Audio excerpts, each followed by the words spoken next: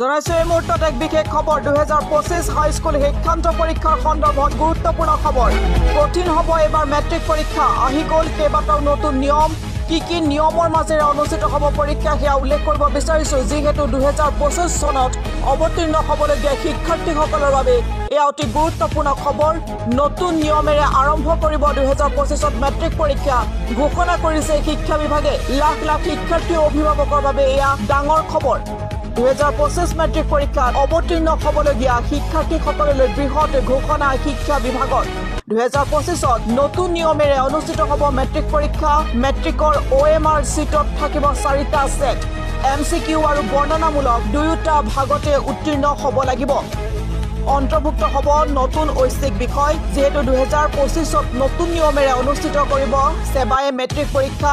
মেট্ৰিকৰ OMR সিটত থাকিব 4টা সেট MCQ আৰু বৰ্ণনামূলক দুয়োটা ভাগতে উত্তীৰ্ণ হোৱাটো বাধ্যতামূলক কৰিছে অন্তৰ্ভুক্ত হ'ব এটা নতুন বিষয় ঐচ্ছিক বিষয় নতুনকৈ অন্তৰ্ভুক্ত হ'ব কৃত্ৰিম বুদ্ধিমত্তা আৰু ৰবটিক্স হ'ব ঐচ্ছিক বিষয় নৱম আৰু দশম শ্ৰেণীৰ ব্যৱহাৰিক পৰীক্ষা নিয়ন্ত্ৰণ কৰিব জিলা পৰ্যায়ৰ আভ্যন্তৰীণ পৰীক্ষা কমিটিয়ে পুনৰ জনাইছো নতুনকৈ অন্তৰ্ভুক্ত কৰিব ঐচ্ছিক বিষয়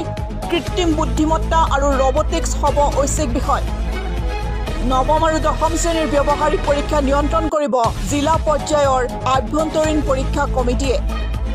পাঠ্যপুথিৰ পৰা প্ৰত্যক্ষভাৱে দিয়া নহব গণিত আৰু বিজ্ঞানৰ প্ৰশ্ন কাকত পাঠ্যপুথিৰ পৰা প্ৰত্যক্ষভাৱে কোনো ধৰণৰ প্ৰশ্ন কটা নহব এবাৰ প্ৰশ্ন কাকতত অতি কঠিন হ'ব গতিকে এয়া এক জটিল হৈ পৰিব 2025ত অৱতীৰ্ণ হ'বলগীয়া হাইস্কুল শিক্ষান্ত পৰীক্ষাৰ ছাত্ৰ-ছাত্ৰীসকলৰ বাবে খুব কঠিনভাৱে প্ৰস্তুতি চলাব লাগিব শিক্ষাৰ্থীসকলে লগতে অভিভাৱকসকলে পুনৰ জনাব বিচাৰিছো 2025 হাইস্কুল শিক্ষান্ত পৰীক্ষাৰ সন্দৰ্ভত গুৰুত্বপূৰ্ণ খবৰ নতুন নিয়মেৰে আৰম্ভ কৰিব 2025 হাইস্কুল শিক্ষান্ত পৰীক্ষাৰ শিক্ষাৰ্থীসকলৰ মেট্ৰিক পৰীক্ষা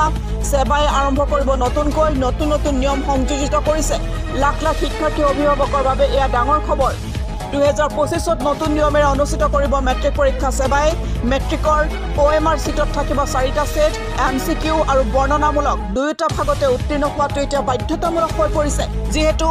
OMR সিটত 4টা সেট থাকিব আৰু MCQ আৰু বৰ্ণনামূলক দুয়োটা ভাগতে উত্তীৰ্ণ হোৱাটো বাধ্যতামূলক অন্তৰ্ভুক্ত হ'ব নতুন ঐচ্ছিক বিষয় কৃত্ৰিম বুদ্ধিমত্তা আৰু ৰবটিক্স হ'ব